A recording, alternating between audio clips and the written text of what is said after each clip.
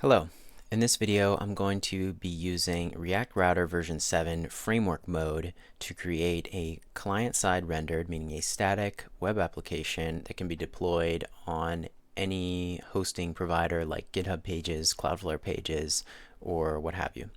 So when you search React Router on Google, you should quickly find the official docs, and you'll see that they are, at least in April 2025, they're on version 7, and version 7 has been a big change compared to previous versions of React Router. So if we click here, you can see that React Router version 7 from November 2024 brought a lot of features from a framework called Remix. So in full stack React web dev, there are two big frameworks that people will use. Next.js is one, and Remix.js is the other. And both are good frameworks, and a lot of people use them.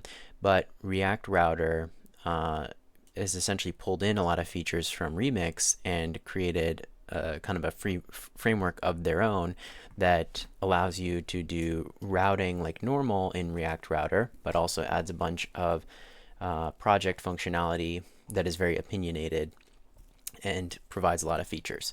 So if you've looked at old tutorials for React Router, you've probably encountered the declarative or the data modes. So they've separated these into different modes. Again, I'm going to be covering the framework mode in this video, but the declarative and the data modes are essentially different ways of pulling into your existing application a front-end routing solution. So front-end routing solution just means that when you go to the browser bar, you can sync the view that the user is seeing in terms of all of these layout components that stay the same on the edges, and then all of this content that stays in the middle and switches out based on the URL. You can sync up the browser bar with what's on the page, both in terms of dynamic parts of the path. So say this declarative was coming from a variable, or you had query parameters with the question mark at the end of the URL, different things like that. And it's specifically designed for React. Now, the most basic version is declarative mode, which essentially you create a router of some kind, you put routes inside of there, and then each route is defined as a React component and a path that should be handled. And you can do dynamic paths, like handling a dynamic city name with like :city, for example, and then city is a variable you can use in your code. Now, step up from that is to use database routing, where you create a browser router with a function, and you pass into that function an object with all of your different paths and your components. Then the framework takes the data mode and then creates a bunch of infrastructure around it to create full stack web apps, or even client-side only apps as well. And so I'm going to be showing the client-side only apps because most people who are using the framework will be having a server where they can run this and take advantage of the server-side features. But I want to show how much you can get out of the client-side only version, and also how to do that, because it's not completely clear. This is very new stuff, so it's not always clear how you can use the framework version to do a client-side only app. Now, I have a GitHub repo set up for this called RR7CSR for client-side rendered, and I'm going to be deploying a pages site that will be under that path. So we can refer to the docs for different things. You can search these docs, but I'm going to start with what they suggest on the getting started for the installation for the framework mode, which is npx create react router at latest, and then you name your folder. So let's go ahead and run that. Now, one thing I should mention about this is that it uses TypeScript. You may be able to get JavaScript to work in this, but it's really designed for TypeScript, and there's a lot of TypeScript utilities that the framework actually provides to you. So if you're not super comfortable in TypeScript and you're really enthusiastic about using this framework, you may want to consider learning some basics of TypeScript so that you're not trying to learn so much at once, because the language features of TypeScript may give you errors that you may blame on the framework, but they really have to do with TypeScript. So just keep that in mind. Also, if you already have a single page Vite app, or you have a single page or a multi-page Vite app, and you want to pull in React Router, just continue using JavaScript, have your existing page structure, your existing build pipeline, that's completely fine. I would just recommend using the declarative or the data mode of React Router instead. And so this video is focused on the framework mode, which is kind of a completely, takes complete control over the build process of your application and all the file and folder structure. So if you have an existing application, migrating it to the framework version of React Router might be cumbersome, where you might want to choose basically installing the library and using data or declarative mode instead. So I'm going to open VS Code in RR7 CSR, and we can see what's going on in here. First, I'm going to run the dev script because I know there's a dev script and they've already installed the packages. So I'll do npm run dev, and we can see what the basic starter application looks like. It's very simple, and right away you can see there is a vconfig TypeScript file.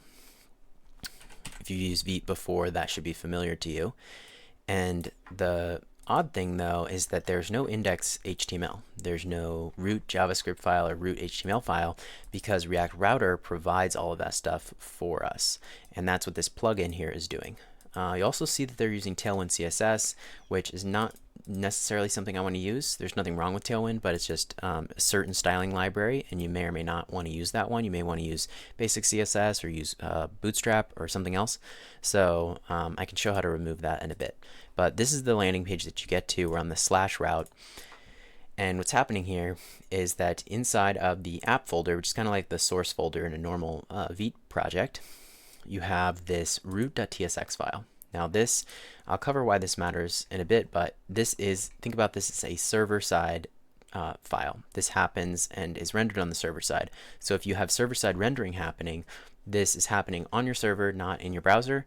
And if you don't have server-side rendering, you have client-side rendering like we're going to set up, then this essentially runs at build time. So when you run npm run build, this happens, and you can't do anything in here that you expect to happen in the browser at kind of at runtime when the user is using things.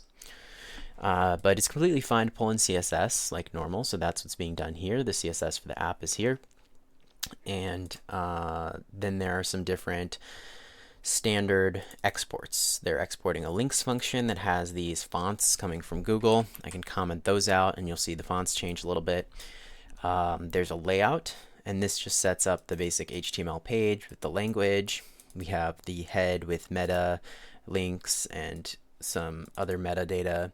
Then we have the body, which is everything that's visible on the page, with children, meaning what's passed into this layout React component. This is the children of that, and some other things to set up the client-side scripts and scroll restoration.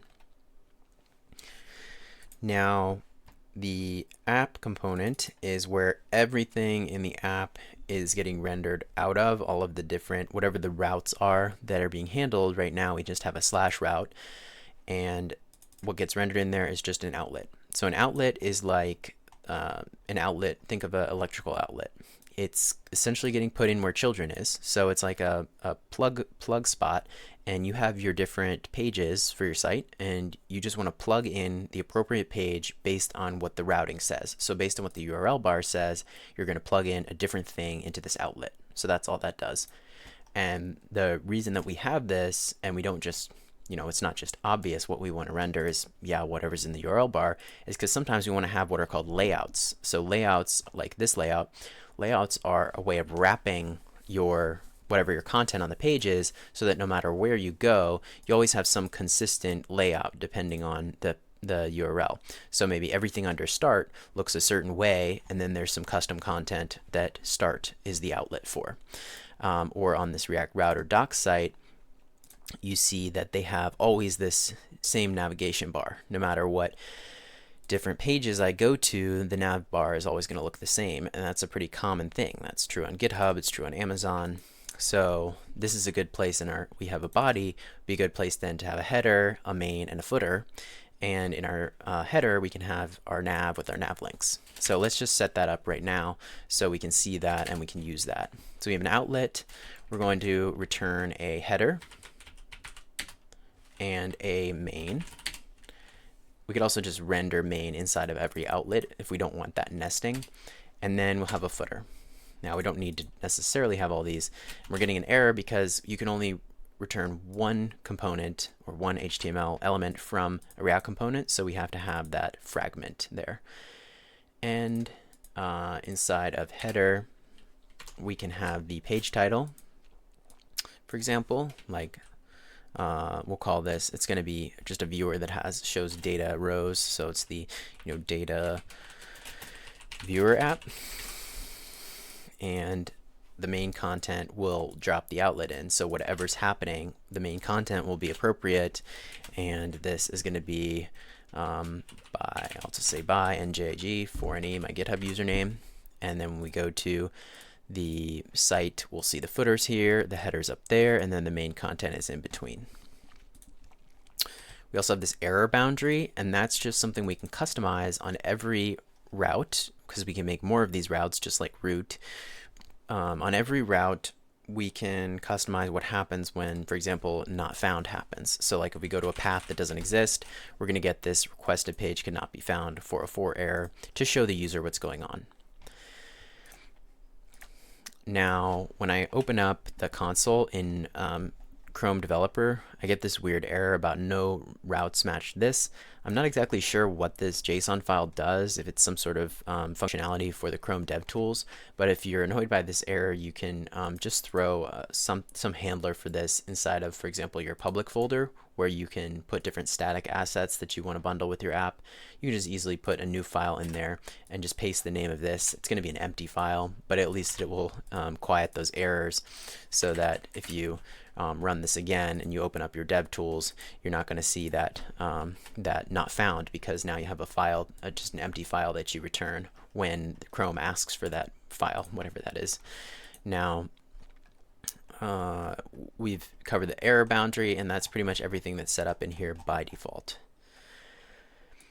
When the app actually goes to put something inside of this outlet, what is it going to do? So that's where routes.ts comes in, and this is if you read up on the data mode of React Router that you can use in any app without the framework.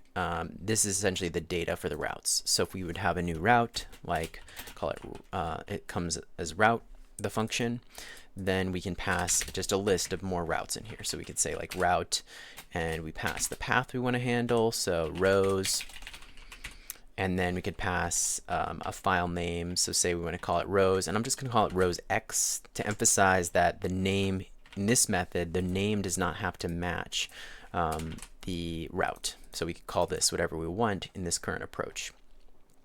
And of course that file has to exist, so inside of routes we would want a file called rowx.tsx.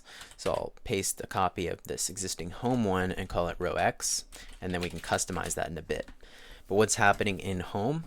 Well, routes is saying on the index route, so the slash route, we want to render the home.tsx component, and these component modules, these TSX files, are set up so that they export certain functions, named functions, and a certain default function, and that default function is what gets rendered out by React. So it's a very simple, that part is very simple, just whatever the default function is. It doesn't even need to have a name because it's a default function. That's what's going to get rendered out here. And we have an error because we probably haven't done everything we need to.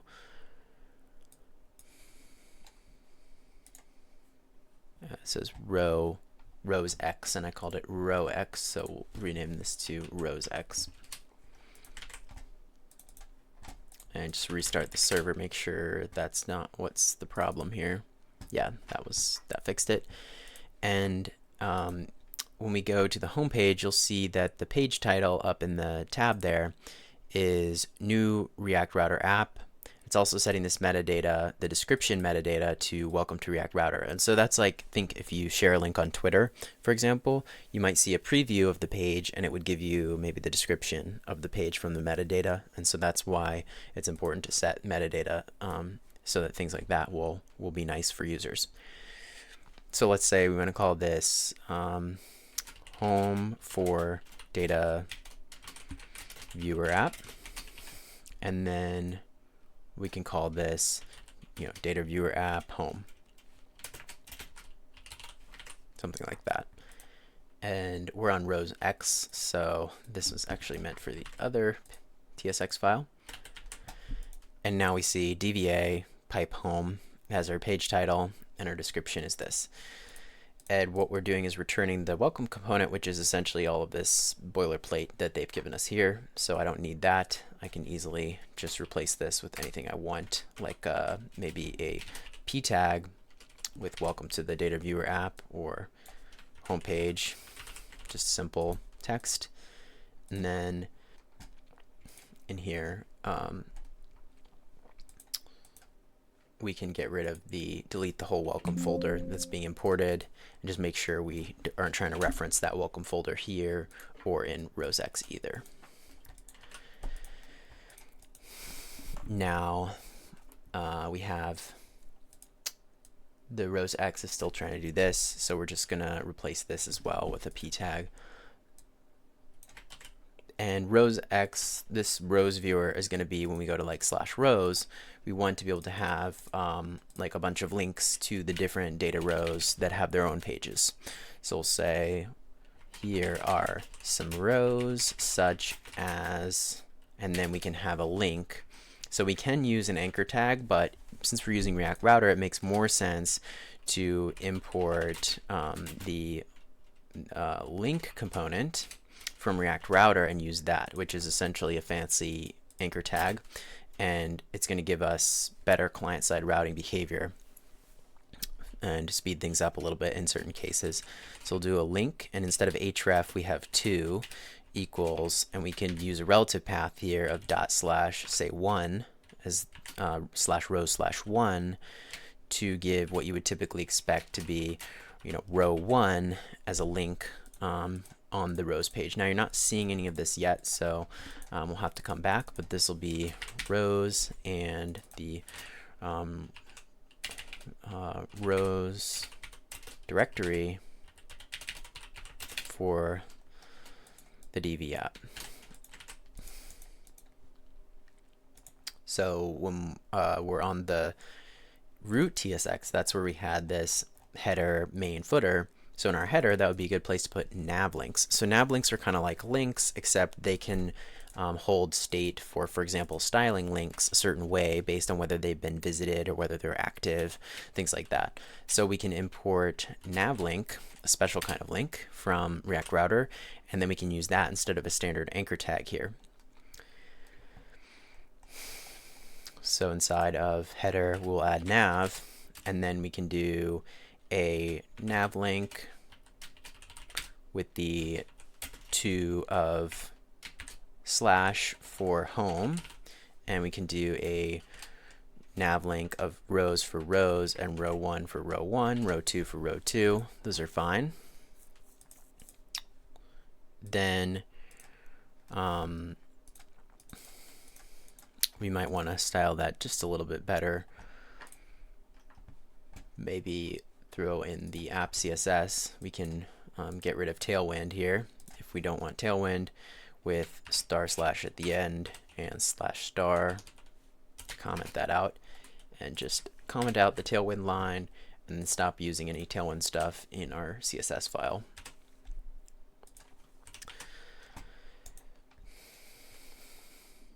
I do want a sans serif font though, so I'll just quickly use font family of, let's use Arial, Helvetica, and sans serif as our alternatives, and then quickly on the nav component just do a display flex, and that'll make it a flex row, and just do a gap of maybe 0.5 rem, and that'll space those links out just so that they're not so messy. And we'll see when we go to rows, we get to /rows, and we see the row component we built in the main, even though the nav is staying the same.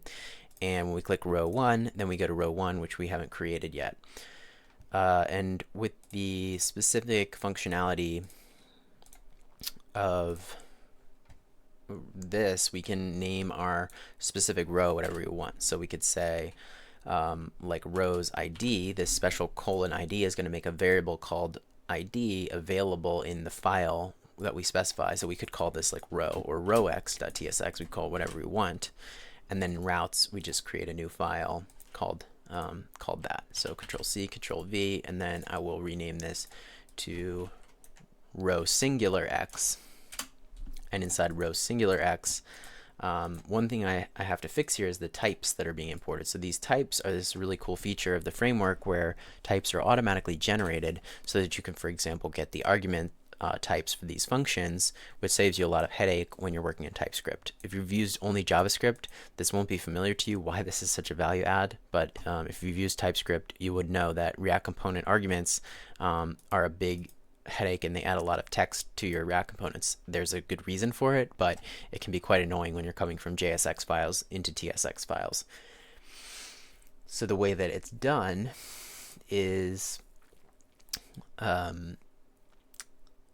we have this plus type slash home for, say, the home TSX, and then plus type slash rows x for the rows x1, and plus type slash row x for this one. Now we should change this to row, and then we want to actually make this title to be dynamic based on whatever the data that's coming in, which we can't know right now, so we have to put it in there dynamically. And we could do that by pulling in the route.metaargs. And the nice thing about this, if we look here, the type automatically on hover, we can see there's a param called ID, and it's pulling that from our routes.ts file and automatically generated type so that we know the type. So we just have to do params and then pull out the ID of that, and then we can use this ID in our code. And then the same thing here is going to be row ID view.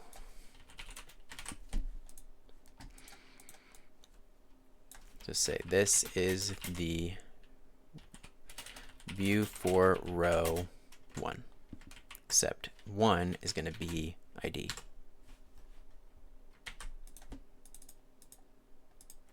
And ID isn't available here because we haven't yet pulled in the props. So props are going to come from, for example, params ID, same way from the meta args, except this is going to be from route.component props.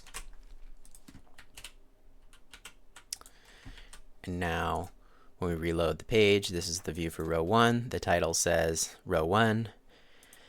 And we can go to these different pages, and that content changes dynamically. And the nice thing here is because we're using this layout, all that nav is staying the same, all the footer is staying the same. It's just the page content itself that's changing when we navigate. Now, the next thing I want to show is how you can actually use the file names to create your routing setup. And so this saves you from having to manually add a new route every time. Here you just have to add files here and be smart about how you name them, and then everything kind of gets taken care of for you.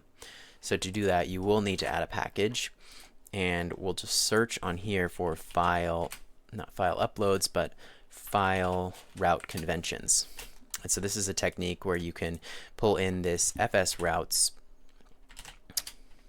package, just install that, and then in your routes.ts, rather than specifying all those routes manually, you can just have flat routes be produced for you based on the contents of your routes folder. And the only catch here is that you have to follow pretty specific rules for how you name your files so that everything works out correctly. And if you prefer to do it this way, this is completely fine, but this can potentially be easier and is an advantage that the framework can offer you.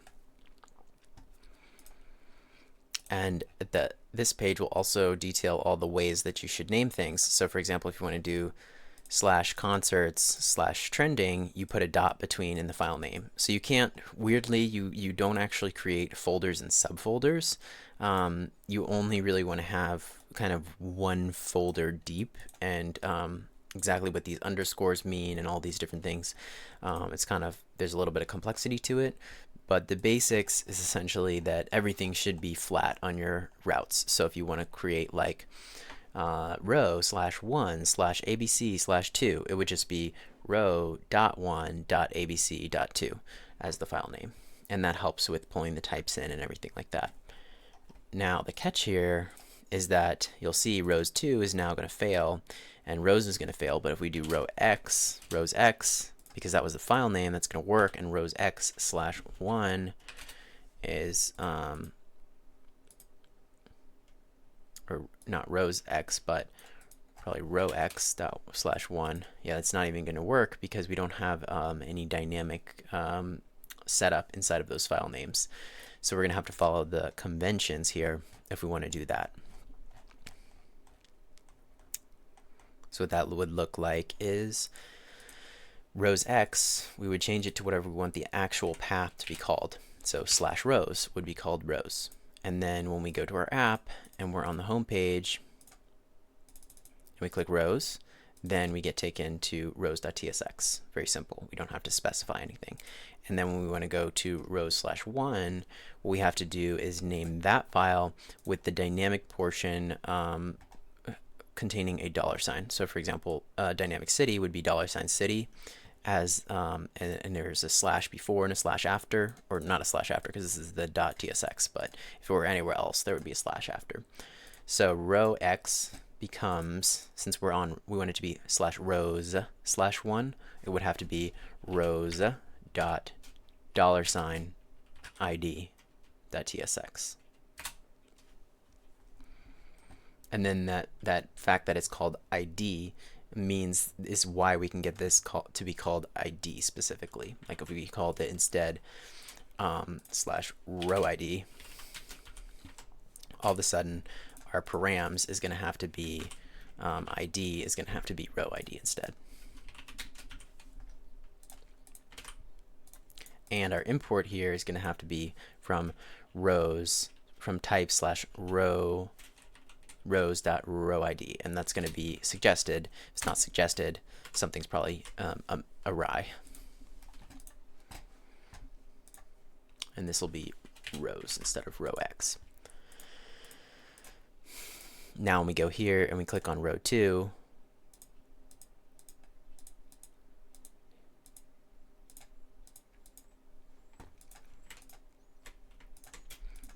we're still getting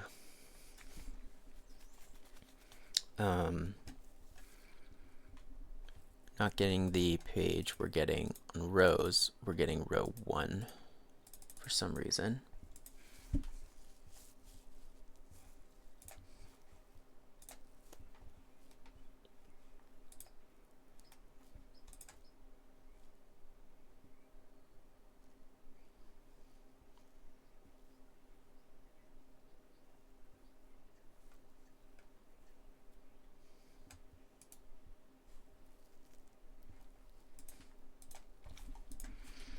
Make sure everything is the same if we restart.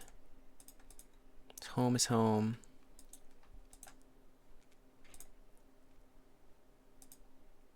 And home isn't working either because now that it's home, this actually has to have a special name, which is _index. So now the home page will render on /, and here's some rows, and we go to row 1 is not working.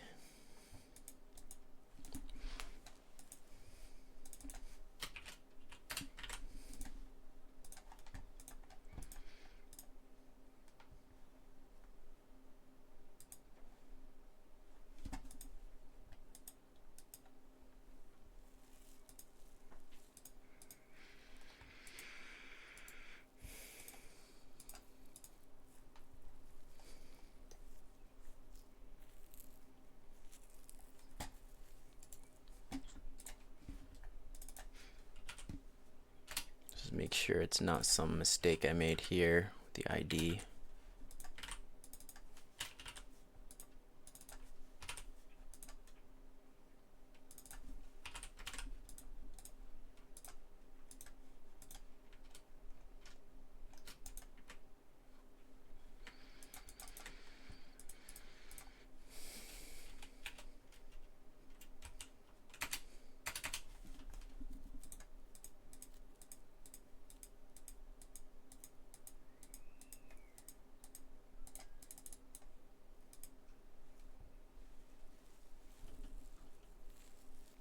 I think it might be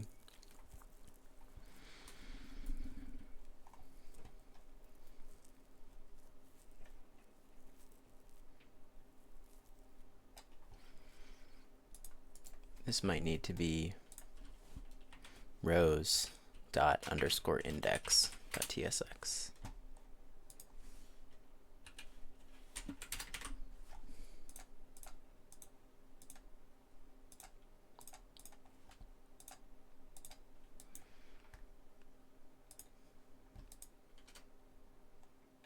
And got to change these as well. Those could have been row ID. Yes, I think the issue was,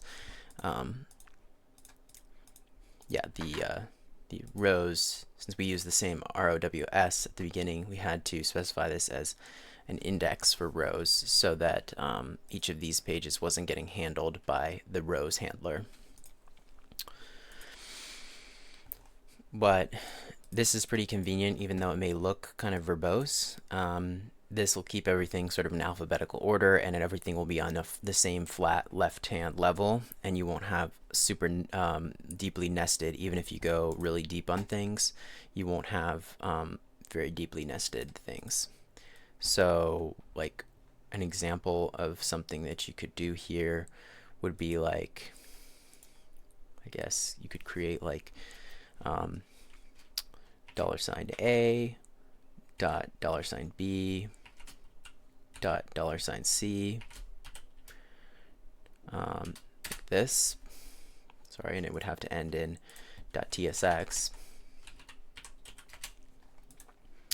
And then from here, you can just export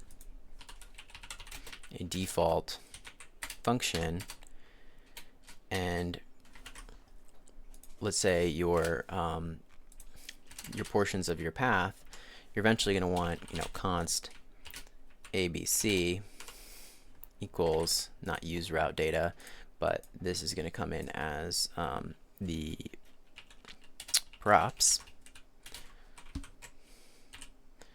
and it's going to give us an error for now, but we'll return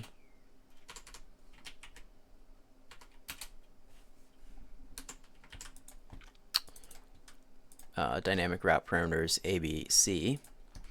And from here, we're going to import the type of route from types ABC, which is pulling out fine.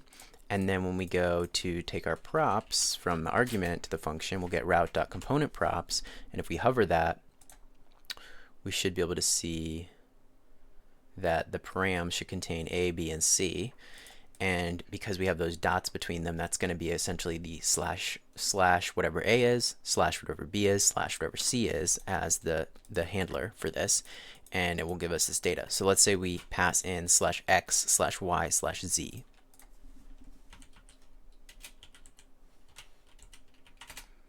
We're going to get, this is a dynamic route with parameters x, y, and z. So there you can see how you can use whatever sort of dynamic parts of the URL you like and be able to handle what shows up on the page based on those, and you get this nice typing provided as well for you. And because we use the file method, I didn't have to add anything to routes TS. It's just pulling in those flat routes automatically.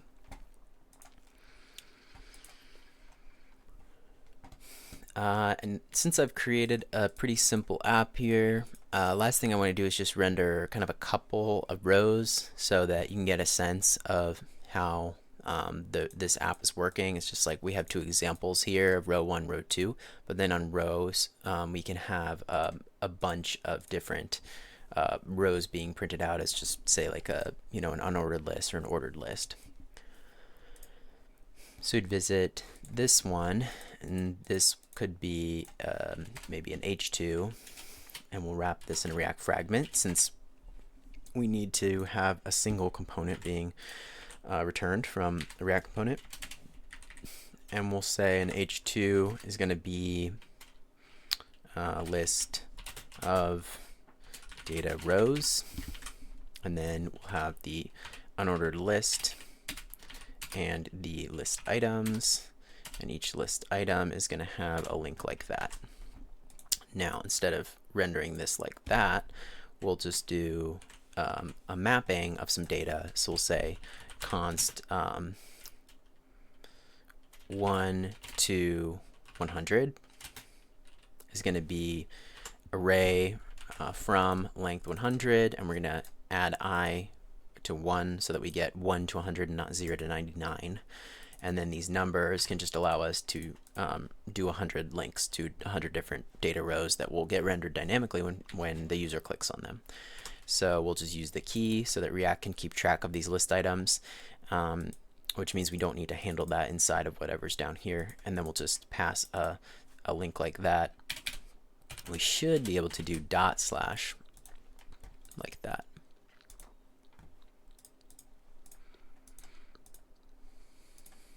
Now you can click on any row and the data is going to be dynamically pulled in when we land to that particular page.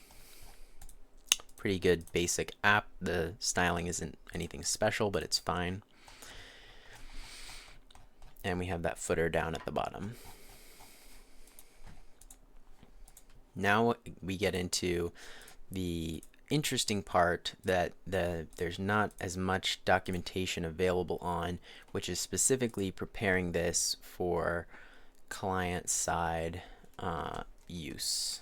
So in the configuration file right now, we're doing server-side rendering of true, and I'm going to turn that to false, and that's going to allow us to obviously use client-side rendering instead. And another thing that you can do is to pre-render assets. Right now, it's probably set to false, but you can set this to true. And so what pre-rendering does is it says whatever I can find that is not dynamic, I'm going to pre-render it as HTML on the server so that in a server-side rendering context, the server is ready to go to serve that. It doesn't have to create that HTML live. It's already created it and it just sends it out. Now in a client-side rendering context, those files would actually be created for putting on your server so that the users can go fetch them and they don't have to be created by the browser. So two different kind of setups, but both cases, it's like static assets being created ahead of time or not being created and created in real time when the user uses the app, just depending on where that creation is actually happening on the server or in the browser. So there are a few different tricks that we're going to have to employ to make this work on GitHub Pages, and one, if you've ever done a Vite app on GitHub Pages before, should be familiar to you. And it's just to create a base in your Vite config. So that would look something like base equals and then the name of your repository. So mine is rr7-csr, all caps, rr7-csr, and the trailing slash here is also important, I believe. So we'll set that, and since my configuration for React Router is also a TypeScript file, I can simply export this object if I want to use that base dynamically elsewhere so that I only have to define it in one place, and I don't have, if I change the name of my repo, I don't have to change it all over the place. And the way that I would do that is just take this object, this config object, and just call it Vite config or something and say export export the const Vite config is equal to this object, and then pass that Vite config into here, and then I can easily import Vite config from my React Router config file. So I'll say import Vite config from not Vite.config, oh yeah, Vite.config, the TS is implied. And then the cool thing that I can do there is specify the base name for this app as base name, and I can just do vconfig.base, so it's the same in both situations. And that will give me the advantage that when I go to run my app, that I'm going to get that path added, and when I go to build and preview my app, I'll get that added as well. And so, as is common with GitHub Pages apps, a lot of times things will work in dev mode and not work so well in build mode, and you'll be able to see why that's true. For now, I'm gonna keep pre-rendering off, and I will move ahead to try to build this app. So I'll do npm run build, which is a script set up already, and we can see what happens. So note that we're in SSR false, so we should not get any server code. We do get a build folder, and that build folder has a client folder and no server folder. So we had true here. We might see a server folder as well. So build client server. So different code for the two different splits. This is static code and this is dynamic code. Now if we turn SSR off again and we build like we want to, then we can see what ends up in that folder. So for one thing, I'm going to be putting my code in a docs folder on the same branch. I don't want to create multiple branches for this, just keep it simple, even though that is an option. So build/client is not going to work for me. Well-known, app specific, that was just a little static asset I created, probably doesn't really need to be there, but whatever. And we can see the structure, we have an index HTML, and then that's it. So let's see what happens when we run dev mode again, now that we have used this, because I think we're going to encounter something interesting. So hey developer, you can provide way better UX than this. When your app is loading, JS modules are running client loader functions. Check this out. So they give us the hydrate fallback information, and this is essentially a function that you can export that from the server side code that says what should we show before hydration has happened. And hydration is kind of like this kind of template stuff gets sent over statically, but then the browser is creating all of the content. So all of this these dynamic links and stuff with our rows, list, and this, those are created dynamically. So there's no 8.html file. So that has to be created dynamically. And hydration is the process of figuring out how to produce this, even though there's no file for it. And the way we have to provide a fallback is because that process could take some time, and we don't want to just make the user think nothing is going on in that meantime. So for a client-side app, our server stuff is pretty much all focused on the build time, and it's all focused in this root.tsx, which is why I mentioned earlier how root.tsx is a server-side file. Now in here, you can export hydrate fallback, and we could just say not loading game, but loading app. And now that error should go away. Or it's not really an error, it's more of a warning. But that way when things are loading, you see a flash of loading app, and that should not be quite as slow to load in after things are built. Now we can do that npm run build again. Because we're not pre-rendering, we're not going to see any of those different paths, like for example, the rows index. We're not going to see that pre-rendered. But there's nothing dynamic about this, so it would be fine for this to get pre-rendered. And so we can see how our build folder would change if we did do pre-rendering by default. So let's see right now, we just have an index HTML and there's no folder for rows. So let's see what happens if we change pre-render to true and build.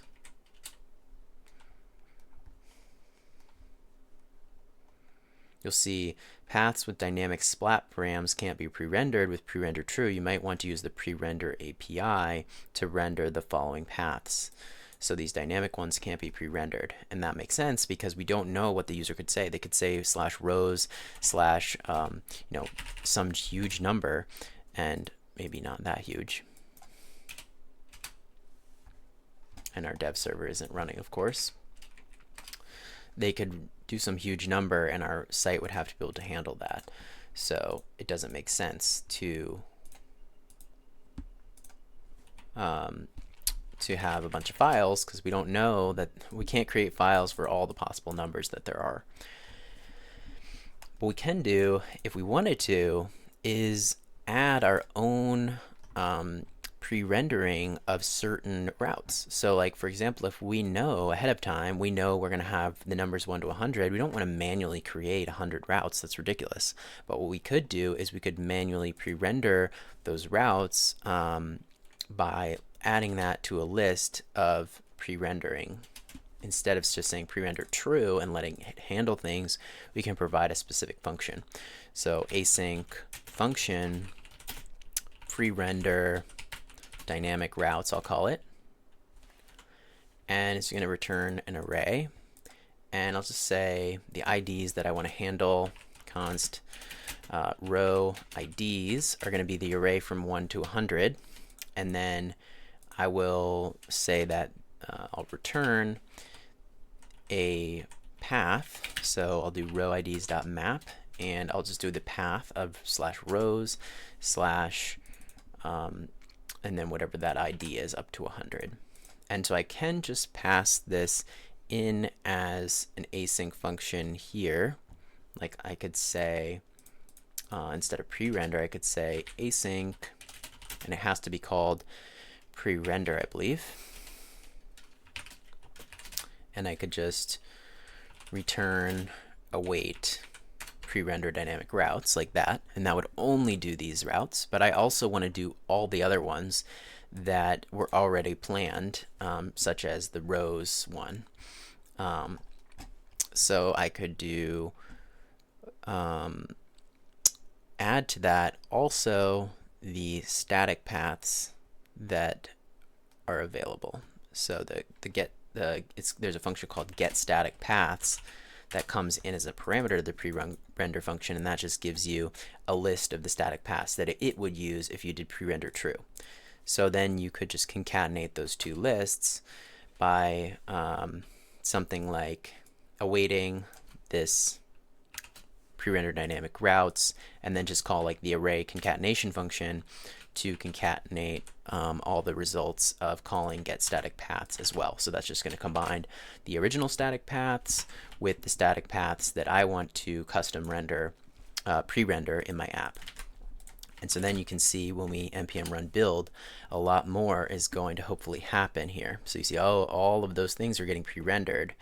And if I check my build folder, my client folder, I see not only do I see index.html, I also see rows, and I see a 1 and an index.html and 1.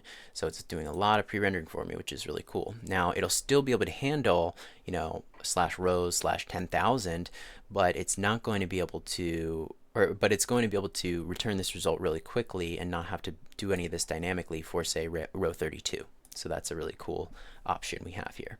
Now there is a little bit of a bug in, I believe this is a bug, there's been some discussion on it online, but there's a bit of a problem here for this nesting happening in here, where the contents of this folder really just needs to be on the level of the client folder. And so it has to do probably with the server-side compatibility of why this is, but for now we just have to deal with it. And you'll see if we do npm run preview, you'll see why this is obviously, whoops, there's no preview script. So we'll go to the package.json and just add a preview script, where we can use vite preview. Because we specified that base, it's going to know exactly where to do things. So we'll say preview, vite preview, add a comma, move a comma.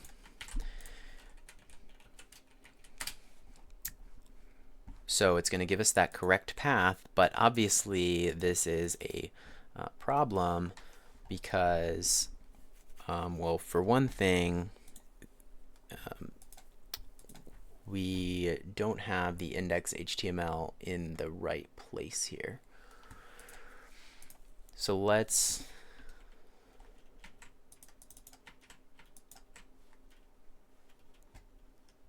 see, it's also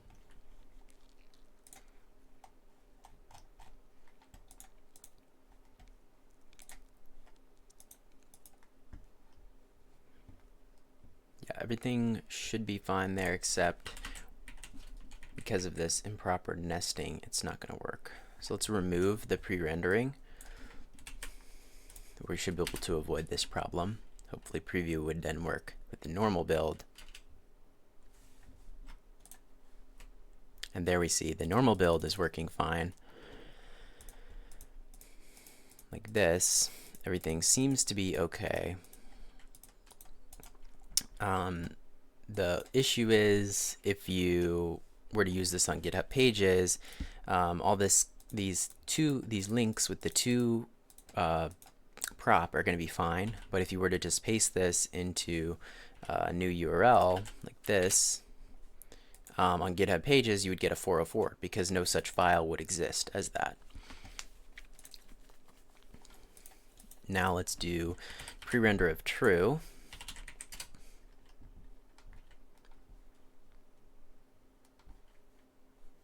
Whoops, and we'll have to build.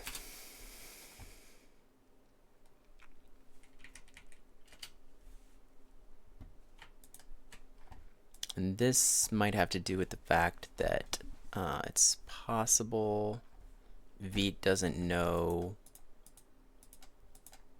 where the build folder is.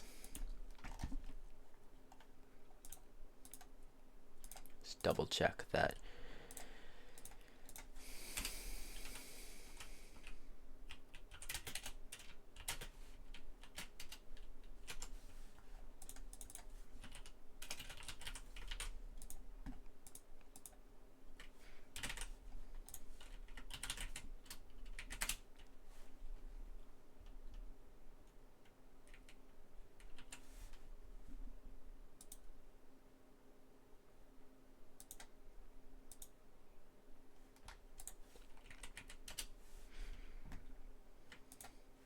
Yeah, I don't think that really did anything.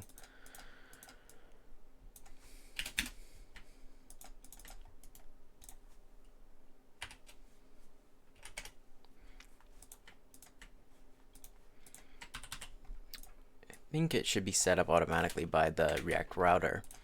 But I think the main problem here is that, oh yeah, that was my problem. The main problem here is this bug where all the nesting, the index HTML and then all the nested routes, they will work fine. They just have to be dragged out to one level up. It's creating this unnecessary nesting here, and it is important to have this base configuration and the base name so that all the routing works correctly. But unfortunately, it's just not possible.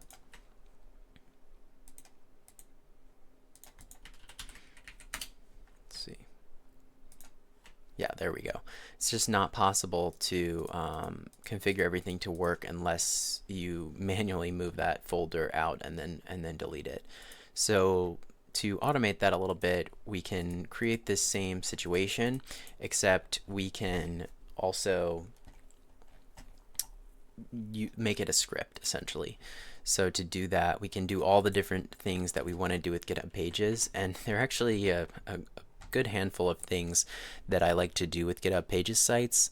So I'm going to just create scripts for all those different things and then make it really clear what I'm trying to do when I run, and so I don't have errors in these commands. So one thing I want to do is I want to do a NoJackal script, and so this is suggested by GitHub if you don't want to use the Jekyll to just create sites from your markdown.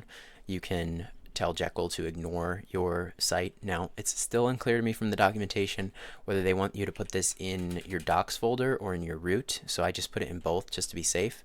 So to do that, you would do a touch of docs.nojekyll, which is not going to exist yet, but we'll create it at some point. And of touch ./.nojekyll, so just the root of the project. And then we can also do an unnesting command. So I'll call this unnest. And here I could probably pull this from, I might be able to pull this from an environment variable, I'm not sure, but I will just have to hard code, I think, the name of the repo for this. So this, I'm going to do a move first. Move the contents of ./docs/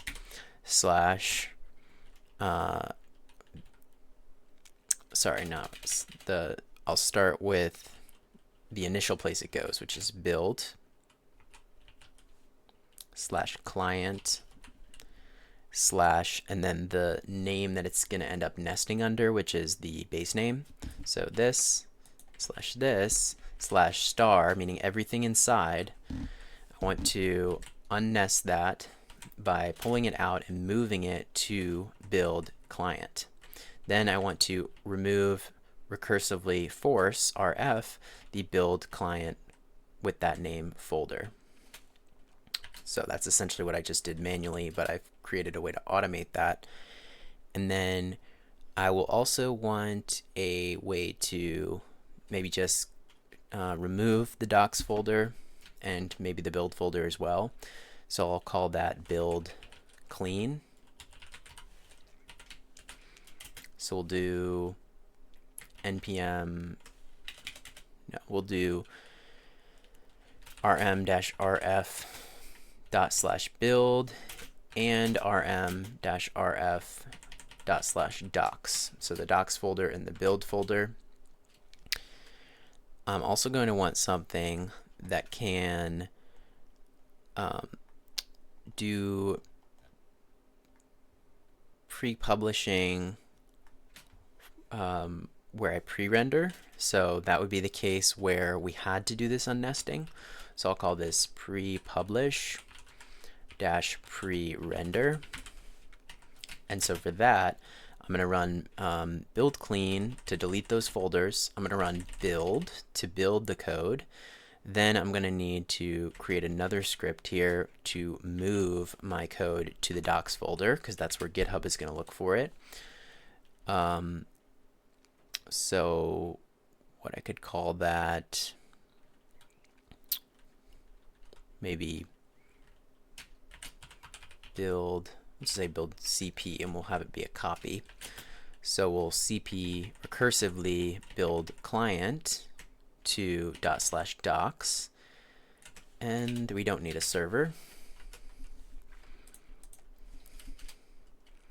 So inside of our pre-published script, we're going to build, and then we're going to run build CP. And then we're going to run nojekyll to create the nojekyll files.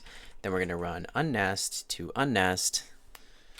And finally, we need one more script, which is the 404 hack, which I'll talk about in a second. So I'll just put that up here. Call it hack 404. And this is going to just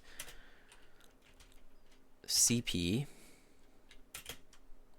the docs, docs / index.html, which I know will be there, copy it to 404.html. And so finally I need to unnest and then hack 404. And then I'll just copy this entire thing here. I'm going to make another one that's pre-publish no pre-render, which means we won't have that nesting problem, and so we don't need the unnest script portion of this, but we'll want everything else. And so that way, depending on which thing I'm doing, if I am pre-rendering, I can handle it, and if not. So what's the deal with the 404? So first of all, let's just test this and make sure everything works okay. So I'm going to do npm run pre-publish pre-render, and I should have pre-render set to true at least. So we built, we removed, we built, we copied, we created nojekyll files, we unnested, we copied the 404, and cannot stat index.html in docs.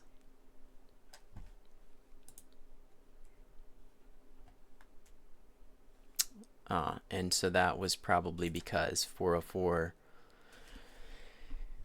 the unnesting has to happen before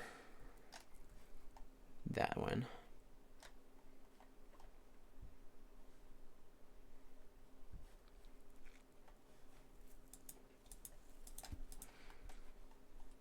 maybe I should run these one at a time just to be sure everything happens like I want. So build clean deletes the build in the docs folder. Build should build the code. Now I have build / client. Unnest is unnesting. That should probably go much earlier because I'm doing it within the original build folder. So I'll move this right after build. So when we'll do unnest, that will put our index here in our rows folder, and then our we don't have the subfolders because we just did pre-render true. Then we'll do build CP. That will copy to the docs folder. Then we'll do no-jekyll script to create no-jekyll files in there and at the root. And those are just empty files. And then finally, we will hack 404 to copy index.html to 404 HTML. And so let's just make sure that whole pipeline works again by doing pre-publish, pre-render. And no errors, it seems.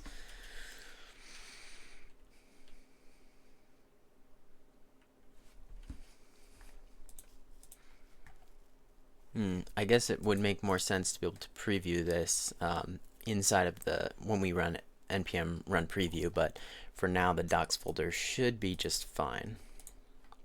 And the build folder at least should be unnested, so we can do npm run preview.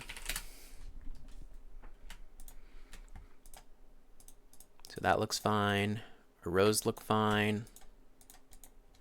We can also do a row that doesn't exist in that list. That works fine. And now the catch is that when we go to GitHub Pages, as long as we're clicking the links inside of here, client-side routing will handle everything. Now the scary part comes in when somebody just blindly lands to our GitHub Pages site and they ask for a link, like say somebody shares a link in an email and they go to click on this and go to our GitHub Pages site. We're going to get a 404 if we're not careful, and we're actually going to get a 404 no matter what, because this file will not exist. It cannot exist on our GitHub server. And so the only way we can trick this into working is that when the server looks for this, fails to find it, we can provide a 404 HTML that we're pretending is an error message to show the user when we have a 404 on our app, but really we lied and we gave them the index of the entire app. And so then React Router can come in and handle the URL, and even though the site will return a 404 status, it will actually return the HTML document of the index, and the app will continue to function properly as far as the user is concerned. So it's just a nice little trick for GitHub Pages so that you don't have to use a hash router, which is the alternative where you'd have to have like CSR /hash/ and then the rest of your path. It's just an alternative to having to do that, so you can have a normal path. But finally, I want to do this one more time, except I'm going to do the full pre-rendering strategy where we're going to render not just the default stuff, but also those 100 pages to make it super fast for at least those 100. We're not going to be able to handle any number, but we can at least handle those 100. So we'll do pre-publish, no pre-render. Or actually, yes, pre-render. Probably be good to test the other one, but this is really the one I want to use. And npm run preview. Click on this, go to rows, click on a row, change the number to something big. That works. And if I look in the build folder where this is the client folder where this is getting served out of, it's not actually getting served with the docs folder, it's getting served with the client folder. So just keep that in mind. Then we have the rows folder, and it has an index somewhere down here, but it also has all those 100 that we chose to pre-render using a function. And that way those can all go into GitHub. So I will do a git add dot git commit -m initial publish,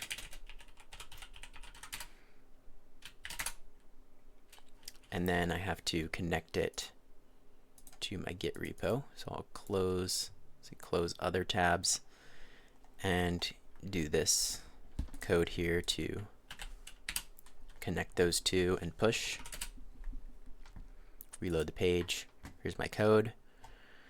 Probably should customize that README, but I didn't. My docs folder has what I want. My build folder is being Git ignored.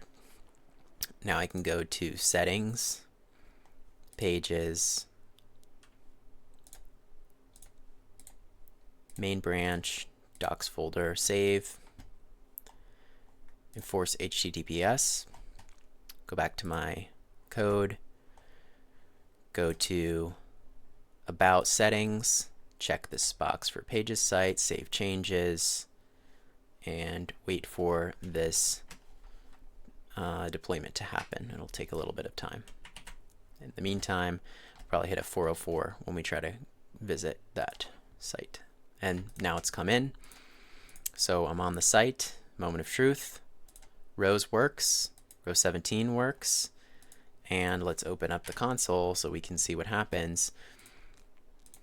When we click rows 1, rows 8, we actually are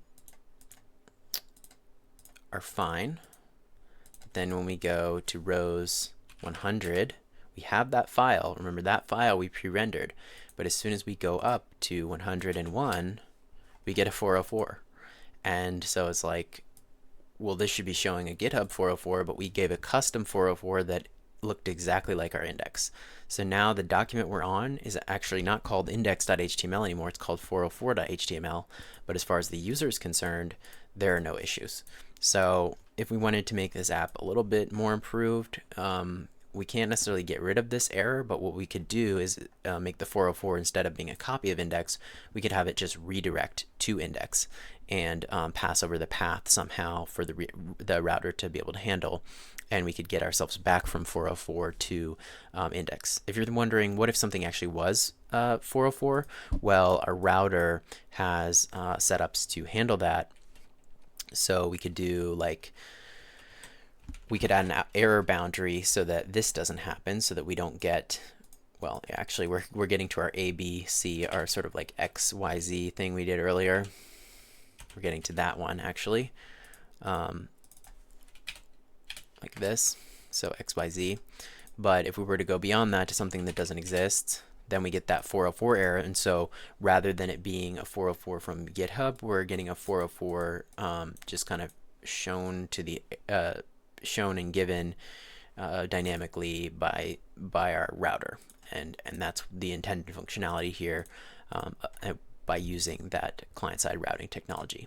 And so here you can see we have this really nice situation where we can do these paths that don't even exist, show dynamic content. Like for example, we could use this dynamic content to load something from a browser inside the a database inside the browser, or something from local storage, or anything we wanted. But we don't have to serve, we don't have to run a server of our own. We can simply, use GitHub pages or Cloudflare pages, create our static assets, put them out there in the world, and people can pull our code and run it in their browser, and we don't have to run any servers, which is the best part. So I think I'm going to cut it off there. That's like very kind of the basics, and not anything about bringing in many external libraries, except just the basics of client-side routing in React Router version 7 framework. So thank you for watching, and in future videos I can show how to do other things, like bringing in, for example, Bootstrap, a little bit of complexity with that as compared to a normal configuration, and just continuing to use different features of React Router. So that's the end of the video. Thanks for watching, and I'll catch you in the next one.